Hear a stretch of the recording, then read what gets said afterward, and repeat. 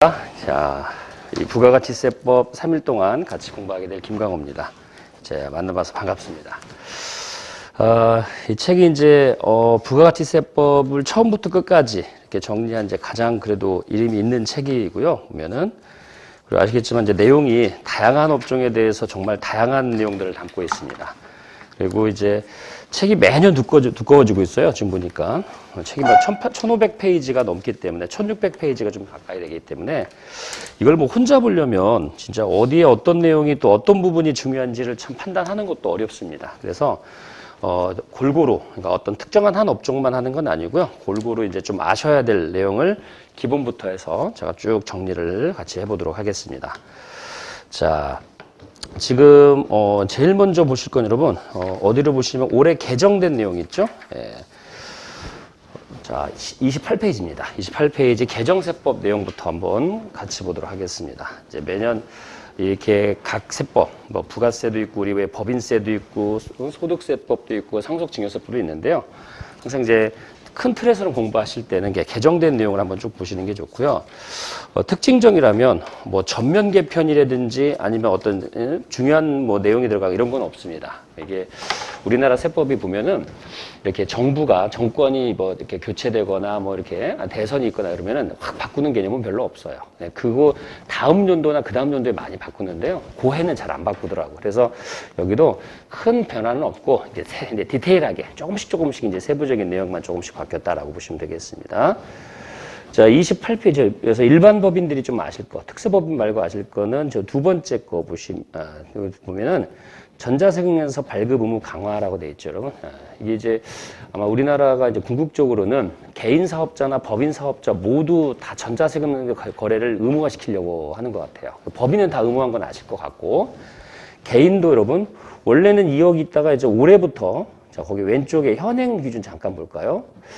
법인 사업자에서 주로 이제 업무를 많이 보시는 분들이 있을 텐데, 그러면 개인 사업자하고 거래를 하는 경우도 있잖아요. 그러다 보면 이제 계산서를 어디까지는 반드시 받으셔야 되느냐, 그 정도는 알고 계셔야 되니까. 자, 그래서 현행 기준 보시면, 전자세금 계산서나 계산서 의무 발급 대상 및 기간이 직전 사업연도 대상이요. 사업장별 공급가액이, 여러분 공급가액의 뜻은 아시죠? 부가세를 제외한 금액이죠. 우리 부가가치세를 포함한 금액을 공급대가라고 부르죠. 그래서 그게 수익금액이 2억 원 이상인 개인 사업자 이렇게 돼 있고요. 그다음에 그 밑에 보면 2003년도 7월부터는 1억 원으로 확대 예정한다. 그렇게 돼 있는데 그 대상이 옆에 잠깐 개정된 내용 보세요. 의무 발급 대상 개인 사업자 범위 확대 및 기간 연장인데 직전 연도 사업장별 공급가액 합계 금액이 8천만 원 이상인 개인 사업자로 변경된다. 이렇게 되죠. 내년 이제 실에 예고는 이렇게 해 놓고요. 실행은 이제 2024년 7월 1일부터 실행을 합니다. 그걸 가지고 판단하고요. 물론 자, 현행 기준의 법인 사업자는 동일합니다. 변경이 없습니다. 법인 사업자는 공급가액, 총 수익 금액과 상관없이 전자세금 계산서나 전자계산서 의무 발급이 무조건이죠. 법인은 무조건이고, 이거는 수익 금액 기준 없이 그냥 모든 대상 법인 사업자를 대상으로 한다. 이렇게 보시면 되겠습니다. 자, 그렇게 해서 보시고, 그 다음에 오른쪽 보시면 29페이지 그래서 이게 위에서 두 번째 줄 보시면 적용 시기가 나와요. 자, 그래서 1번이 의무 발급 대상 사업자 확대해서 2024년부터 7월 1일 이후 재화나 용익을 공급하는 분부터 생계한사 개인 사업자 무조건 그렇게 발행하고 그런 개인 사업자와 거래를 하시게 된다면 법인들도 발행을 받으셔야 됩니다. 발급받고요. 자, 2번 의무 발급 기간 연장이 나오죠. 2023년 7월 1일 이후 의무 발급 대상에 해당하는 분부터 적용을 합니다. 그죠? 7월 1일부터. 그래서 매출액 판단은 2023년 7월 1일부터 한다는 뜻입니다. 저게. 자, 그렇게 보시고. 자, 그 다음에 거기 보면 13번 보시면 양가로 3번은 거기 외국법인의 연락사무소 거래 시 생계한서 발급 의무 부여 이렇게 나오죠. 이게 보면 우리나라 회사도 그렇고 외국법인도 그렇고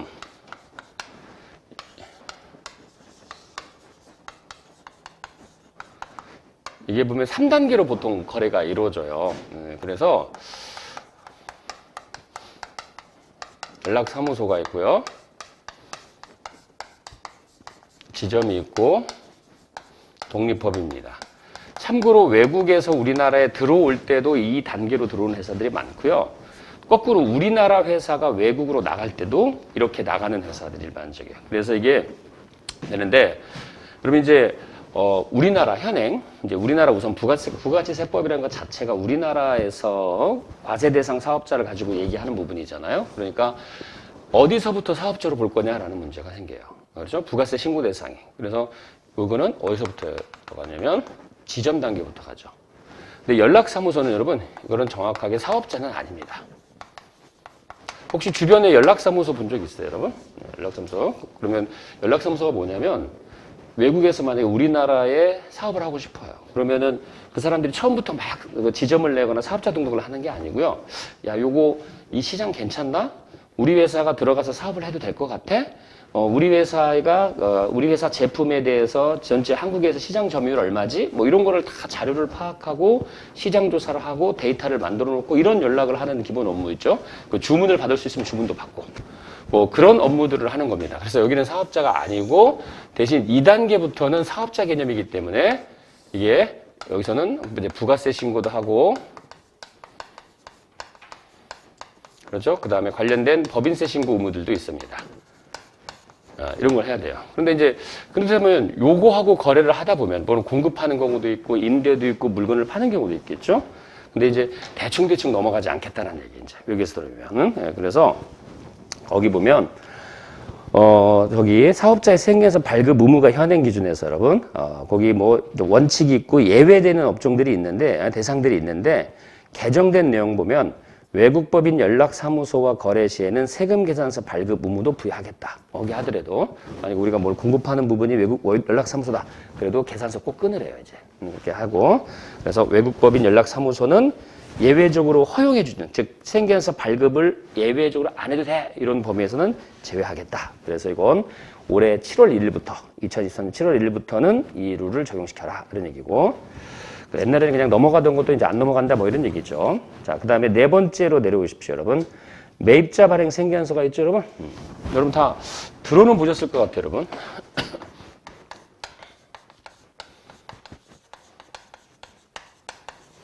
우리가 세금계산서라는 게 우리가 직접 재화나 용역을 공급하고 발급해주는 부분도 있잖아요.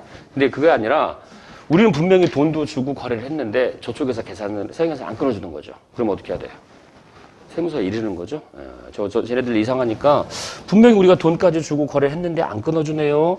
그래서 세무서한테 이르라는 얘기예요. 그러면 세무서가 확인해서 세금계산서를 매입자 발행 세금계산서를 끊어주겠다 뭐 이런 얘기죠. 그런데 이제 금액이 좀 변했다라는 거예요. 이게 좋긴 하는데 기간 제한이 좀 있잖아요. 분명히 이제 예를 들어 가장 많이 이제 저희들이 일하면서 보는 게 뭐냐면 예를 들어 인테리어 같은 거예요. 분명히 인테리어 작업해가지고 시켰는데 계산서가 제대로 안 오는 거지. 돈 줬잖아. 근데 연락이 잘 안 되네, 마감이 잘 안 되네. 뭐 그래서 이제 흐지부지 되려고 하니까 그럼 빨리 보고해, 신고해. 그러고 나서 그러면은 거기에 대해서 문제를 삼을게, 계산서 끌어줄게 확인해서 뭐 이런 얘기인데요. 그 해당 금액이 작년까지는 얼마였냐면 10만 원이었거든요. 최소한 거래 금액이. 근데 5만 원으로 바꿨다 뭐 이런 얘기야. 그래서 이건 뭐 대상 거래만 있는 것만 알고 뭐 솔직히 뭐 10만 원도 5만 원도 안 되는 거래를 가지고 뭐 신고하지는 않을 거예요. 그래도 이제 금액 기준은 좀 바뀌었다 정도만 보세요.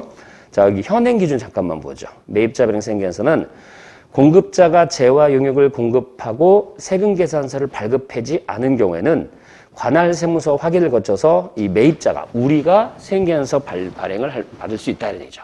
이제 그 역할을 이제 세무서가 대신 해주는 겁니다. 그리고 신청기한 이거는 무조건 해주는 게 아니라 일정 기한이 있어야 돼요. 해당 재화나 용역의 공급 시기가 속하는 과세기간 종료일부터 6개월 이내만 받아주겠다. 그죠? 그러면 잘 아시겠지만 예를 들어 이런 거죠, 여러분. 4월 10일 날 우리가 재화 용역을 공급받았어요. 근데 이게 보니까 이게 6월 말에 끝나서 7월 25일 날 부가세 신고할 때까지도 VAT 신고할 때까지도 이게 안 들어오는 거야. 그러면 야 해줘 그러니까 연락도 잘 안 되고 그러면 4월 10일이 속하는 과세기간 종료일이면 언제겠어요, 여러분? 6월 30일이죠, 그죠? 거기서부터 몇 개월 이내에 이걸 신고하라고요? 6개월. 그러니까 언제? 12월 31일. 그렇죠. 그래서 이 매입자 발행은 여러분 어려운 제도는 아니에요. 근데 이제 기간을 까먹어. 왜냐면 뭐 언젠간 주겠지. 뭐 자기도 돈 받았으니까 뭐 몇 개월 있다 주겠지. 그러다 잠깐 이제 놓쳐버리면 이게 6개월 넘어가는 금방이거든요. 그러니까 요거는 6개월 이내 신고하고 그 해당 거래 건당 10만 원 이상 거래해서 올해부터는 5만 원으로 바꿨다. 뭐 이런 얘기죠. 그래서 30페이지 보시면 적용 시기를 잠깐 봐주십시오. 적용 시기는 2023년 2월 28일 이후에 재화 용역을 공급받는 분부터 5만 원 거래로 본다. 뭐 이런 얘기죠. 참고를 하시고. 자, 여러분 5번째 거래 보시면 수정 수입세금계에서 발급 제한 사유라고 나오죠, 여러분. 그래서 이게 수입세금계에서 수입과 관련된 부분을 말하는 거예요. 발급 사유 제한 이렇게 돼 있고. 자, 우리 원래 이제 수입세금계에서는 누가 끊어주면 다 아시겠지만 관세청이 끊어주는 거잖아요. 물건을 수입했을 때. 그래서 이제 수입세금에서 발급 사유가 이제 관세청 조사, 그러니까 이제 세무조사도 있지만 이제 수입이 좀 많은 데들은 이제 관세청 조사도 가끔씩 있습니다. 그리고 특히 이제 어떤 회사들이 문제가 되냐면 수익 금액을 누락시키기 위해서 또는 관세를 더 깨내려고 금액을 축소하거나 다른 형태로 뭐 용역비를 지급했다. 물건을 분명히 수입했는데 불구하고 용역비를 지급했다는 듯이 그런 거래가 있다면 관세 조사를 받는 경우도 있습니다. 품목도 잘못하는 경우도 있고. 자, 그래서 거기 자, 박스 안에 보시면 부가세법에선 수정 수입계에서 발급 사유 확대 이렇게 나오죠. 제한수. 자, 수정 수입계에서 발급 사유를 예외적으로 규정하는 포지티브 방식에서 발급 제한수를 규정한 네거티브 방식으로 전환했다. 그래서 이렇게 하나 이렇게 어떤 이유 때문에 발급 가능합니다. 이렇게 정하는 거를 포지티브 방식이라고 하고 뭐 빼고는 다 돼. 이렇게 되는 거를 네거티브 방식으로 하는 거예요. 그러니까 여기서 이제 네거티브 방식으로 바꾸겠다. 뭐 이런 얘기입니다. 그래서 이제 이거는 이제 수정 수입세 관계안서 쪽에서 약간 뭐랄까 이제 허용을 해주는 폭을 조금 더 확대시키는 거죠. 그러니까 우리나라 법 체계가 뭐 그런 얘기를 많이 해요. 부가세법도 되도록이면 뭐가 돼 이렇게 하는 것보다 뭐 빼고 다 돼 이런 식으로 가는 게 납세자들의 편의를 도모한다는 측면에서도 유리하다 뭐 이런 얘기예요. 그러니까 관세는 뭐 그런 게 좀 일부 있다 뭐 이런 얘기입니다. 자, 그래서 뭐라고 되어 있냐면 관세조사 등을 통해서 이미 통지받은 오류를 다음 신고 시에도 반복하는 등 납세자의 중대한 잘못이 있는 경우에는 이 수입세금에서 발급을 제한하겠다. 그러니까 뭐 한 번 걸려서 문제를 삼았는데도 안 고쳐지면은 그건 알아서 발급 안 해주겠다 뭐 이런 얘기예요. 그죠? 네, 납세자가 그런 데도 있죠. 하나 지적받거나 관세조사에서 페널티를 맞으면은 다음부터는 제대로 하면 되는데 여전히 계산이 안 되고 있다. 그런 부분은 당연히 발급 사유에서 제한을 해준다. 뭐 이런 뜻입니다. 자, 그래서 거기 개정된 사항, 신설사항으로 나왔죠. 기존 수정 수입세에서 발급 제한 사유를 명확하였다. 1번이 자, 관세조사 등을 통해서 이미 통지받은 오류를 다음 신고 시에도 또 오류를 반복했을 때 2번처럼 세관장이 미리 제공한 세액 신고 오류 정보에 대해서 아무런 조치가 하진 않대. 이게 딱 보니까 뭐야? 계산이 안 된다 이거예요. 너네 지금 그렇게 잘못해가지고 문제 삼았는데도 오류 있다고 분명히 얘기해주고 조사까지 받았는데도 왜 그거 안 고치고 있냐 이런 얘기죠. 그래서 그게 반복되니까 뭐야? 아예 생계한서 수입생계한서 발급을 제한을 하겠다는 얘기예요. 그렇죠. 그건 뭐, 그러니까, 뭐, 이렇게까지 갈 회사들이 솔직히 얼마나 있겠습니까만, 그래도 자꾸 나오니까 이제 이런 법률이 만들어지는 거겠죠. 그래서 그런 그 규정들이 새로 들어왔다. 이런 얘기예요. 그래서 잘못한 건 개선시켜라. 개선되지 않으면 수정세금 계산, 수입세금 계산서 발급도 제한을 하겠다. 안 하겠다는 얘기죠. 그렇게 구분하시면 됩니다. 그래서 그 정도 개념만 보시면 되고요. 자, 오른쪽에 보시면은 31페이지에, 자, 6번째 보실 거예요. 6번째. 매출 애누리와 판매 장려금관 착오로 인한 세금계산서 발급 오류에 대해서도 매입세액 공제를 허용하겠다. 그리고 우리 매출 애누리 이런 건 다 아시죠, 여러분?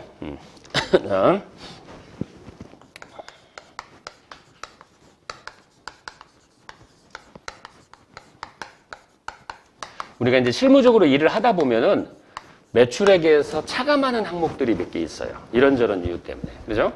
예를 들어 처음에 우리가 1억 원짜리 물건을 팔았는데 사후적으로 그 금액 1억 원에서 약간 빠지는 금액들이 있는데 자, 우리가 이제 가장 실무적으로 기초적으로 알고 있어야 될 게 3가지 정도가 있습니다.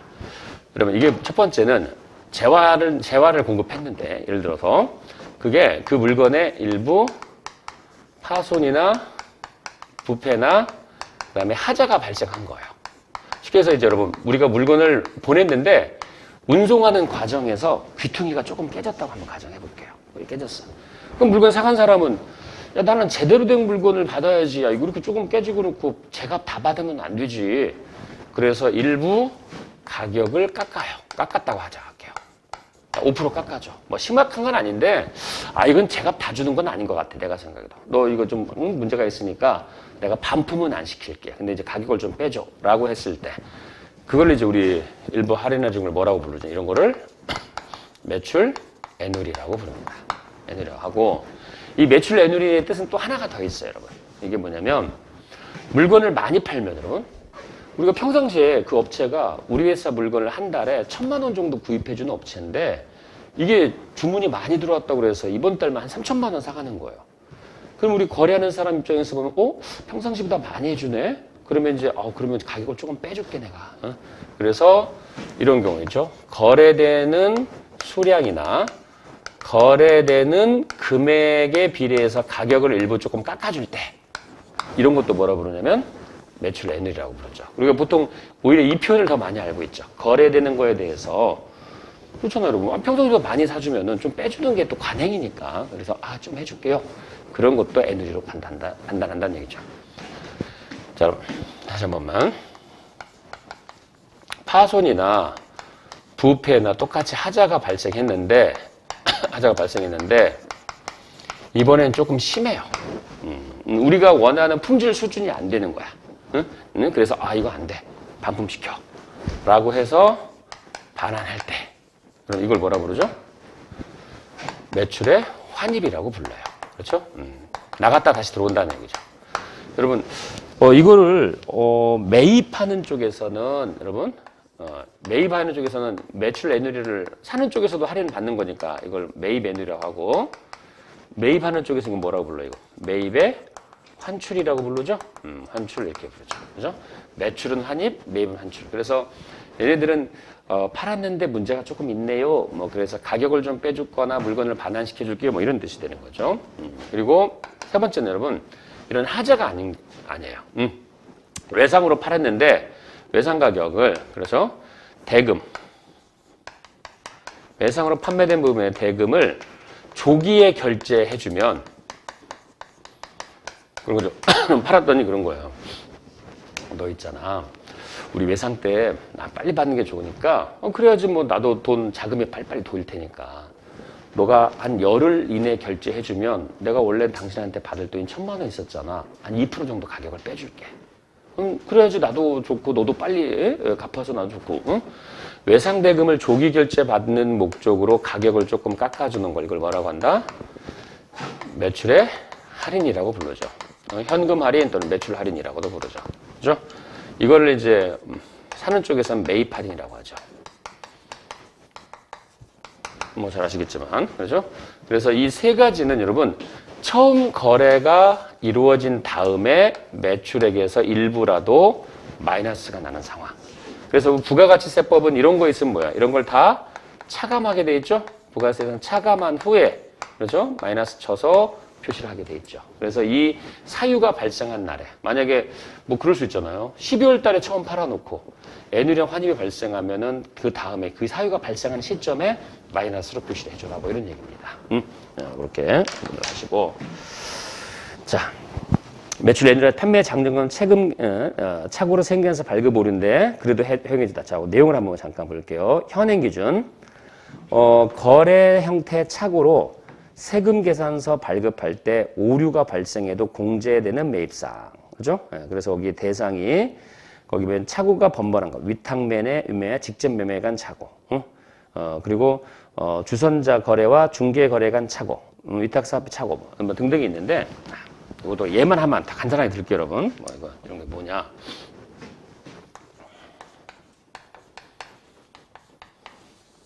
위탁자가 있고, 수탁자가 있고, 최종 소비자가 있어요. 여러분, 우리 회사는 예를 들어서 밑에 물건을 만드는 회사예요. 여기는 물건을 참 잘 만들어요. 그런데 문제는 물건은 잘 만드는데 판매가 조금 그렇게 부족해. 우리가 만드는 것보다는 파는 게 좀 그래. 그래서 우리가 그냥 물건 만드는 데 집중하고 판매는 딴 회사한테 판매를 대행시키자. 수수료를 주더라도. 그래서 이게 수탁자가 판매 대행 회사 또는 유통 회사예요. 얘네들은 물건만 잘 파는 회사예요. 그리고 판매 가액의 전체 15%를 수수료로 준다. 가정할게요. 그래서 요거를 이렇게 보내고 수탁자가 이렇게 보내요. 그래서 이제 그러면 위탁자는 수탁자한테 물건을 보내면 수탁자 창고에 그 물건이 들어가 있죠. 우리 그런 물건을 뭐라고 부르냐면 적송품이라고 불러요. 그러면 분명히 요 수탁자 창고에 들어가 있지만 이 물건의 소유권은 위탁자한테 이 회사의 소유권으로 봐야 되는 거예요. 요 회사의 소유권으로 봐야 되는 거예요. 그렇죠. 여기 아니라 위탁자 소유가 되겠죠. 네, 그렇게 됩니다. 네, 그래서 수탁자를 뭐라고 하냐면 처음부터 표시하는 거죠. 야, 나는 판매 대행 회사야. 내 물건 파는 게 아니라 저쪽 회사 물건 난 팔아주기만 하는 거야. 그래서 수탁자가 최종 소비자한테 여러분 만약에 1,000만 원 이렇게 팔았어요. 그러면 제일 기본은 여러분 기본적인 것부터 먼저 알아야 되니까 요 판매 금액 1,000만 원은 누가 매출로 잡고 누구 명의 승인해서 발행하는 거냐라고 물어보면 이건 누구 거 매출이 되는 거예요, 여러분? 위탁자 명의. 그렇죠. 여기가 본인, 여기는 대리인이죠. 수탁자는 대리인이에요. 그러니까 여기 명의로 끊어주는 거지. 대신 수탁자는 이거에 15%만큼의 수수료만 자기가 수입으로 잡고 그거에 대한 세금계산서 발급을 해주는 개념이죠. 그죠? 그런 거래가 일상적으로 가야 된다는 얘기죠. 그런데 이제 그러고 나서 우리나라 부가가치세법은 요 최종 소비자가 오해를 할 수 있잖아요. 그러니까 세금계산서 발급할 때는 이렇게 해가지고 나는 여기가 이제 공급자가 적고 여기는 공급받는 자가 적혀 있잖아요. 그런데 공급받는 자는 자기 이름인데 공급자를 보니까 얘가 아닌 거야. 난 얘한테 산 것 같은데. 그럼 얘는 아까도 저기 그랬지만 나는 대리인이고요. 얘가 원래 저 위탁자 물건이 다른 거예요. 그러니까 그래? 여기 명의를 여기다 쓰는 거죠. 위탁자가 공급자예요. 이렇게 쓰고. 그리고 오해하지 말라고 수탁자의 사업자 등록번호하고 상을 어디다 적어놓은 거야? 여기 보면 생겨서 오른쪽 귀퉁이에 비고란이 있어요. 비고란. 그 비고란에 나는 수탁자예요. 그리고 내 상호하고 사업자 등록번호를 적어 놓을게요. 이렇게 하게 돼 있어요. 우리나라. 그래야지 그나마 오해를 더 하라니까. 저 사람은 팔아주는 사람이구나 이런 얘기죠. 물론 여러분 물건에 따라서 또 계약에 따라서 얘 물건을 아예 여기로 넘겨버리고 그러면 얘는 완전히 사와서 얘한테 자기 이름으로 파는 경우도 있습니다. 근데 그거는 위탁거래가 아니에요. 그래서 위탁거래라 하는 것은 이름은 계속 위탁자 갖고 있고 수탁자한테 야 너는 파는 것만 하는 거야 이렇게 얘기할 때가 이제 위탁거래죠. 그래서 이럴 경우는 위탁거래가 아니에요. 정정 구매로 하는 거예요. 얘가 얘한테 팔고 생겨서 끊고 얘는 다시 자기 이름을 또 끊고 뭐 이렇게 하는 거는 그걸 위탁거래라고 부르는 게 아닙니다.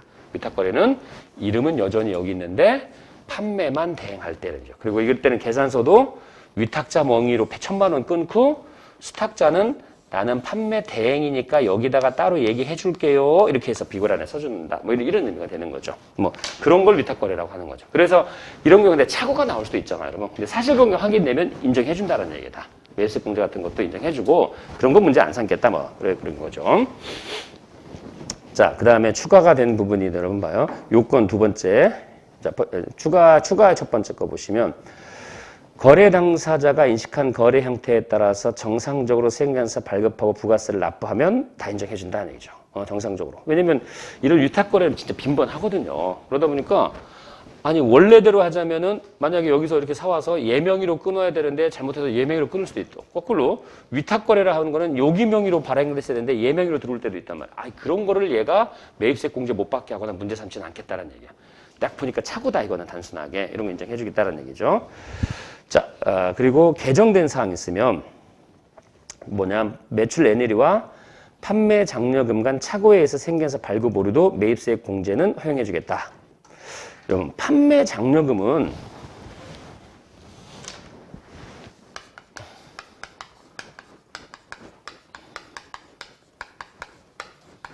원래 여러분 판매 장려금이 있어요, 여러분. 이게 현금으로 받을 수도 있고 현물로 받을 수도 있죠. 그거부터 해야 되는데 여러분 판매 장려금이란 게 이런 거죠. 일종의 이 목표를 세워놔요. 보통 일반 기업들이 자 당신이 한 달에 우리 회사 물건을 1억 원 정도까지 팔아주면, 응? 그래, 1억 원보다 더 팔아줘야 돼. 1억 원에서 2억까지 딱 정해놓고 하는 얘기가, 이렇게 팔아주면 전체 거래한 금액의 5% 정도를 판매 장려금으로 줄게요. 뭐 이렇게 예를 들어. 아니면 일정 금액을 세워놓습니다.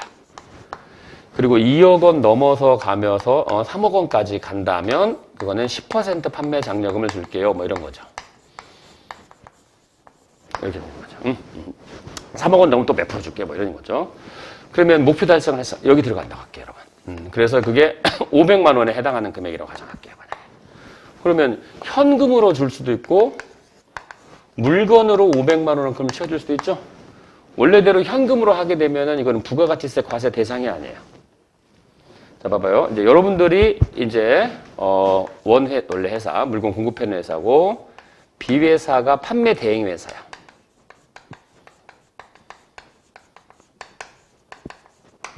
원 판매 회사고요. 원 판매, 원 공급은 원 제조 회사고요. 그래서 우리 물건을 많이 팔아주셨네요. 그래서 500을 주는 거죠. 500만 원어치. 근데 이 500만 원어치를 돈으로 준다. 그러면 돈으로 받았으면 생계에서 발급하는 거 안 하는 거야? 안 하는 거야, 또. 그죠? 돈으로 주는 거는 계산서 발급 대상이 아닙니다.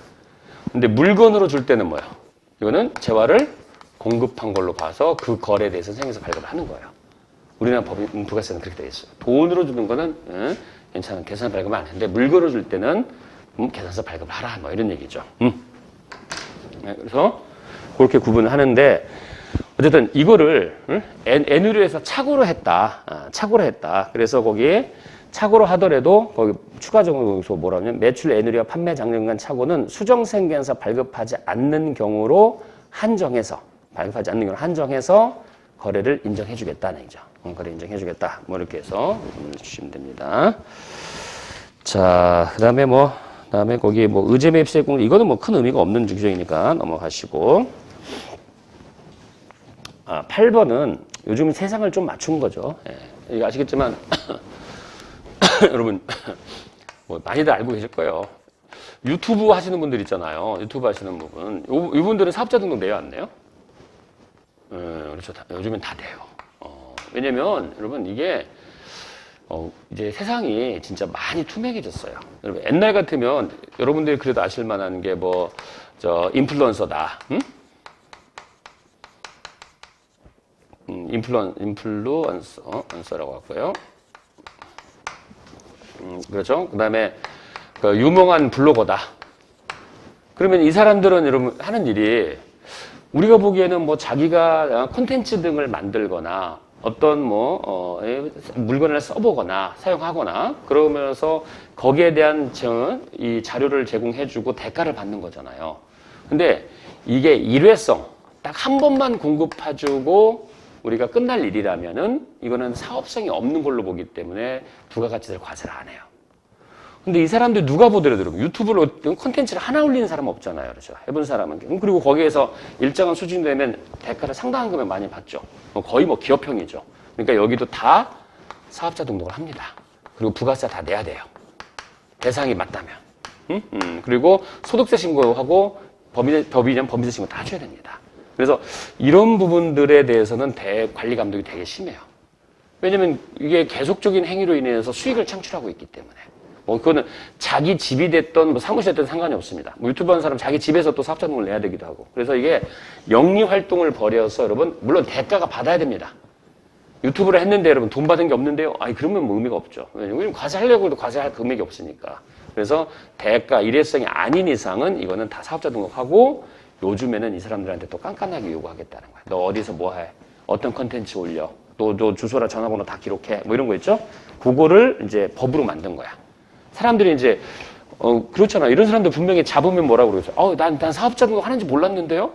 내가 이런 거 부가세 신고도 하는 건가요? 나 잘 몰랐어요. 그럴 수도 있잖아요. 그러니까 아예 법으로 만든 거지. 모르는 건 이제 네 책임이야. 네 책임이지. 야, 법에 다 돼 있는 걸 너 왜 안 지켜? 그죠?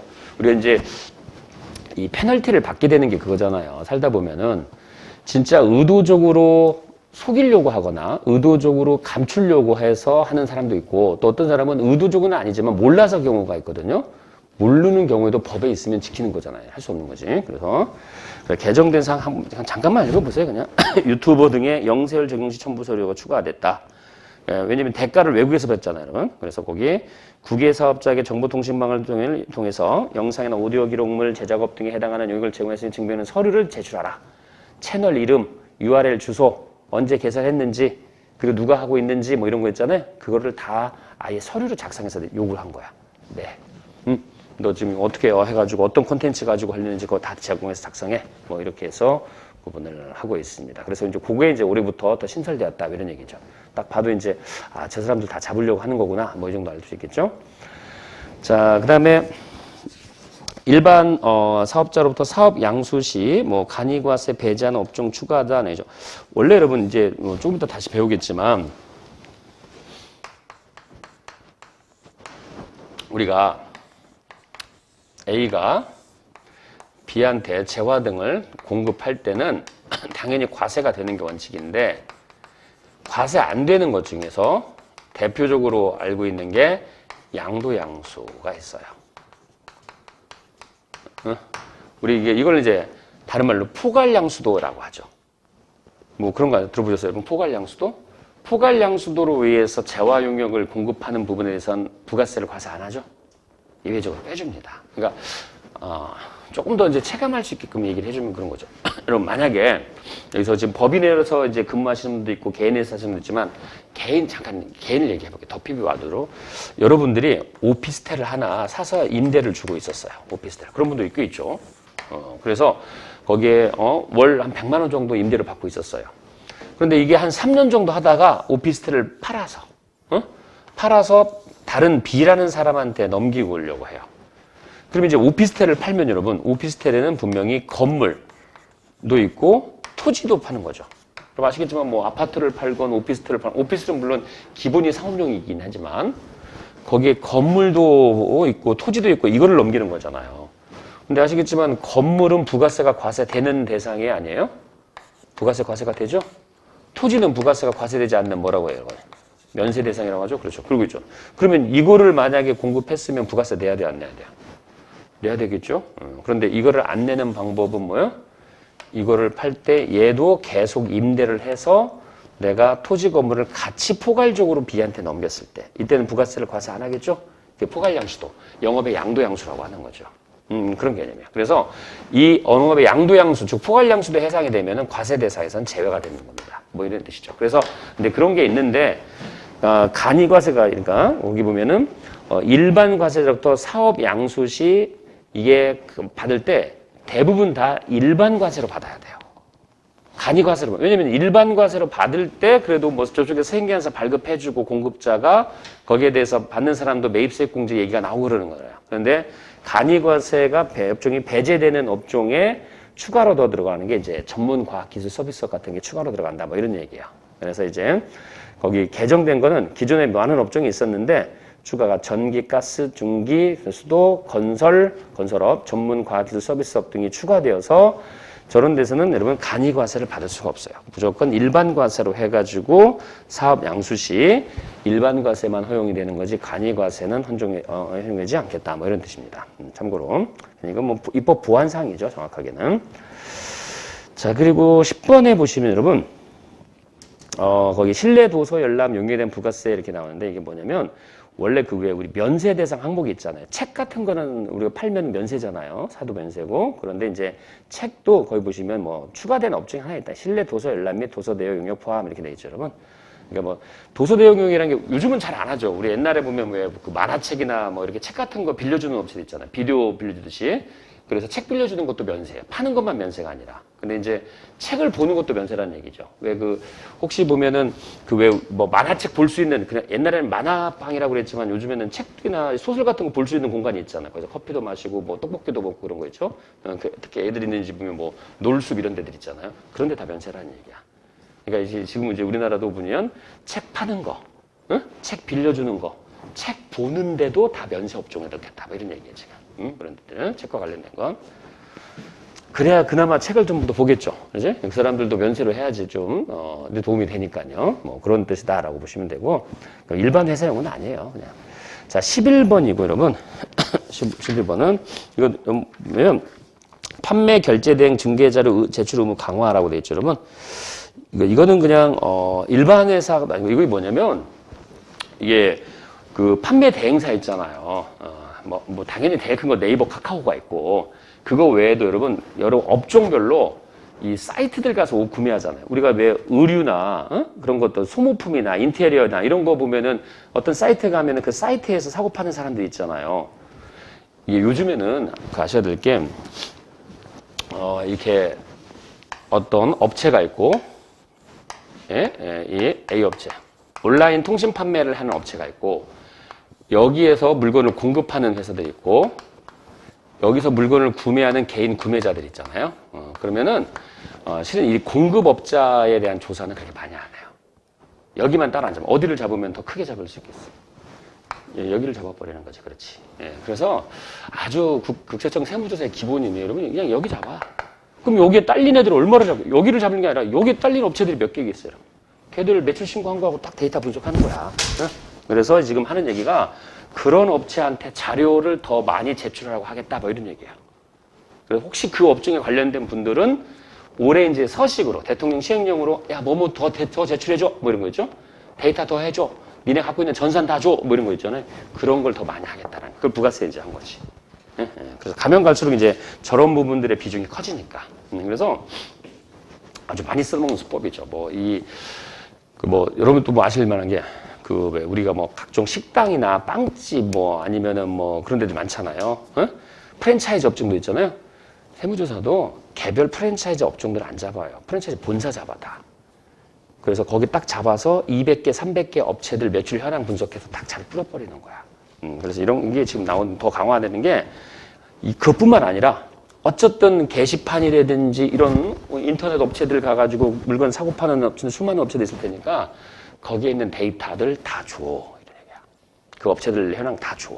얼마씩 니네 팔고 있는지. 그거를 이제 하겠다. 그리고 이제 그걸 과세 자료로 활용을 하겠지, 이제 더. 그죠? 그 의미로 바뀐 거예요. 그래서 참고만 하세요. 그래서 거기 개정 내용 보세요, 여러분. 자료 제출 대상자 확대 및 제출 명령 신설하겠다, 그죠? 그죠?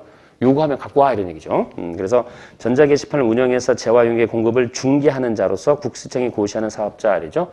아까 말한 대로 이게 오픈마켓 회사라든지 아까 프랜차이즈 본사라든지 뭐 이런 개념이야. 그래서 관절된 법률에 따라서 요구를 합니다, 하는 얘기죠. 그래서 거기 제출 명령이라는 것도 있죠, 여러분. 자료 미제출이나 사실과 다른 제출에 의해서 국세청장이 제출 명령을 하게 되면 응해야 된다, 하는 얘기죠. 그리고 제출 명령 2번은 거예요. 과태료를 물리겠다, 그런 얘기죠. 그래서 이제 과태료 부분이 이제 신설이 될 건데 아직 안 했는데 그러면 이제 보통 이제 건당 한 1,000만 원 이상 돈 많을 거예요. 그래서 이렇게 돼 있고 12번 여러분 12번은 올해 바뀌는 부동산 임대 보증금에는 간주 임대율이 올라갔죠. 아직 근데 금리가 올라가니까 우리 왜 작년까지 1.2%였죠, 여러분? 그런데 여기 몇 프로? 2.9%로 바뀌었다. 2.9%로 바뀌었다. 이렇게 되죠. 그래서 이게 올라가면 관련된 모든 이자율이 다 올라가요. 1.2%에서 2.2%. 왜 우리 여러분 이제 업무 보실 때 우리 부가세 신고 뿐만 아니라 여러분 다른 세금 신고도 예를 들어서 뭐 7월 25일까지 부가세 신고하세요. 뭐 이런 게 있고 그리고 뭐 법인세 같은 경우에는 3월 30일까지의 직전 연도에 대한 벌어들이는 법인세 내역에 신고하세요 이렇게 돼 있잖아요. 이거를 신고하라고 해서 내는데 이걸 늦게 내면 뭐가 나요, 여러분? 납부지연 가산세라는 게 나오죠, 여러분? 네, 납부지연 가산세가 있어요. 이렇게 돼 있고 대신 늦게 내니까 가산세 내고 국가가 많이 낸 거를 돌려줄 때는 우리가 환급과 관련된 환급이자라는 걸 내게 돼 있죠. 네, 그렇게 돼 있죠. 그래서 환급이자를 내게 되는데 지금 납부지연 같은 경우는 일당 얼마? 10,000분의 2.2 정도를 기본으로 해서 내잖아요. 그래서 이걸 365일 이렇게 이제 곱해가 되는 겁니다. 그런데 환급이자는 우리가 세금 많이 냈어요. 그러면 국가가 세금 많이 냈으니까 많이 돌려줄 때 원금 플러스 이자 쳐서 돌려주거든요. 그 이자율이 1.2%에서 뭐로 달라지면 또 2.9로 달라지는 거야. 그래서 저게 바뀌면요. 기존에 국가가 이 관리하던 1.2%대 이자가 관련된 건 다 2.9로 바꿔버려요. 그래서 그게 가장 전형적인 게 요 간주임대료 부분. 그래서 2.9로 달라졌다. 이런 얘기죠. 2배 넘게 달라졌죠. 그죠? 이렇게, 그렇게 구분하시면 됩니다. 됐습니다. 뭐 간이가세제는 됐고요. 그 정도를 이제 기본으로 해서 약간 보도록 봤고요. 그러니까 딱 보시니까 뭐 특별하게 뭐 엄청 예년에 비해서 중요한 게 바뀌었다 이건 별로 없네요. 솔직히 올해는. 그래도 한번 보셔야 될 내용들이니까 간단하게 말씀드렸습니다. 자, 그럼 부가세에 대한 건 이제 본격적으로 들어가서 공부를 할 거고, 자, 53페이지로 가시죠, 여러분. 53페이지부터. 아마 이제 첫날에서 이제 오전하고 오후 일부 구간은 이 부가세가 아시겠지만 절차도 있고 여기서 쓰는 개념 용어들이 이제 있으니까 앞부분은 그런 거 좀 체크를 좀 할 겁니다. 본격적으로 이제 과세 대상부터는 아마 조금 지나서 공부를 좀 하게 될 거고 앞단은 그런 좀 몇 가지 알아야 될 개념들을 조금 표시를 하는 겁니다. 자, 거기 보시면은 납세 의무자가 있죠, 여러분. 납세 의무자. 자, 그래도 여러분 정의니까 한 번만 볼게요. 처음이니까 정의. 자, 첫 번째 박스 한 번만 보실래요, 여러분? 납세 의무자. 부가가치세를 납부할 의무가 있는, 자, 거기 사업자라는 뜻이 알죠, 여러분? 뭐 잘 아시겠지만 사업자죠, 부가세는. 그죠? 납세 의무자는 사업자다. 그리고 사업자 등록을 하지 않은 대상은 부가세 납세 의무가 아니죠. 자, 그런데 이제 여기서 또 아셔야 될 게, 아까 이런 사람들 있잖아요. 유튜브. 여러분들 만약에, 여러분들이 만약에 유튜브를 했다고 가정할게요. 그래서 뭐, 저도 이제 몇 명 이렇게 관리를 하는데 보니까, 10만 넘으니까 꽤 되더라고요, 진짜 돈이. 여러분들 10만이 넘는 구독자. 그러면 이제 또 제일 먼저 고민이 이제 회사를 계속 다닐까 그런 고민을 하겠지 뭐, 그러지? 뭐, 뻔해, 다 서로잖아요. 그러면 이 사람들은 사업자 등록 안 했어. 그럼 부가세 내는 거 안 내는 거야? 그죠? 내는 거예요. 그렇죠. 그 직권으로 해가지고 과세를 시켜버려요. 그런 건. 근데 어쨌든 이제 표면적인 거는 사업자가 대상이다. 뭐 이런 얘기죠. 이렇게 돼 있고. 자, 거기 사업자란 영리 목적에 불구하고, 유무에 불구하고, 자, 그 두 번째 내용입니다. 사업상 독립적으로 부가가치세가 과세되는 재화 용역을 공급하는 자 및 재화를 수입하는 자다. 여러분, 사업자인데 세 개를 정해요. 부가가치가 과세되는 재화를 공급하는 자 하나, 부가가치세 과세되는 용역을 공급하는 자 하나, 그다음에 부가가치세, 그다음에 재화를 부가세가 여부 가능해 수입하는 자죠. 용역을 수입하는 자는 부가세 과세 대상이 아니에요. 용역을 수입하는 자는 그렇죠. 그래서 재화를 수입하는 자죠. 근데 여러분 보시면 있잖아요. 부가가치세가 과세되는 재화용을 공급하는 자면 재화를 수입하는 자잖아요. 참고로 재화를 수입하는 자는 사업자만 과세되는 건 아니죠. 우리 개인들도 과세되죠.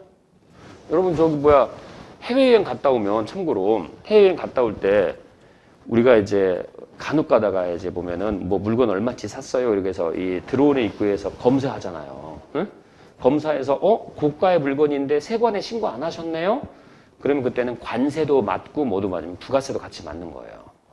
그래서 이제 얼마 금액, 뭐 800불은 800불, 요 이하 금액은 괜찮은데 그거보다 더 높은 금액으로 사셨으면 세관에 신고하시고 신고할 때 뭐 내야 돼?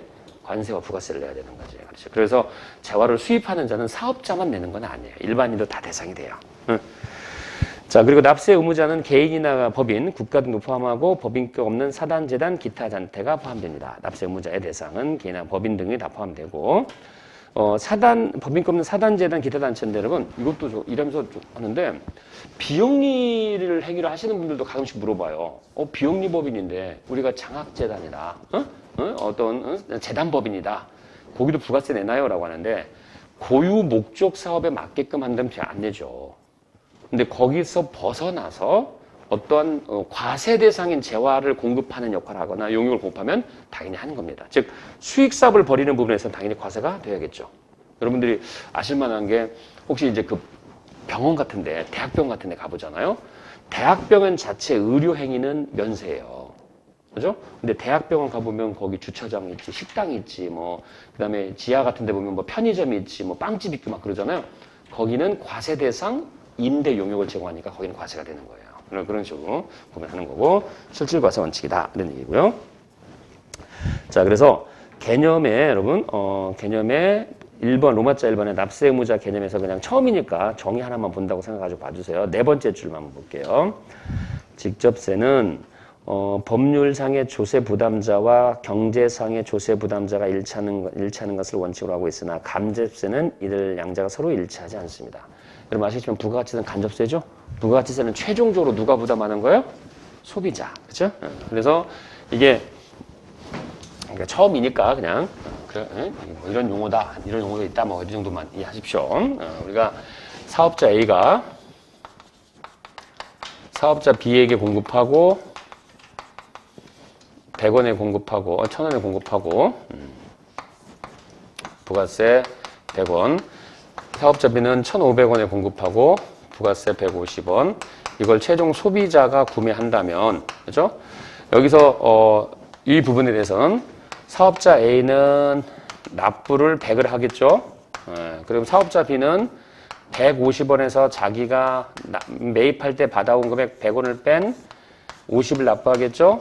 소비자는 1,500원에다가 부가세 150원이니까 1,650원을 내는 거죠. 그러니까 실제로 보면은 납부된 이 금액들은 납부하지만 얘는 여기서 받아서 내고 B는 소비자한테 받아서 내니까 이 150원을 진짜 누구 주머니에서 나가는 거냐면 소비자 주머니에서 나가는 거죠. 그래서 실제 그렇죠. 납부는 여기서 이루어지지만 A, B에서 이지만 부담은 소비자가 하는 거죠.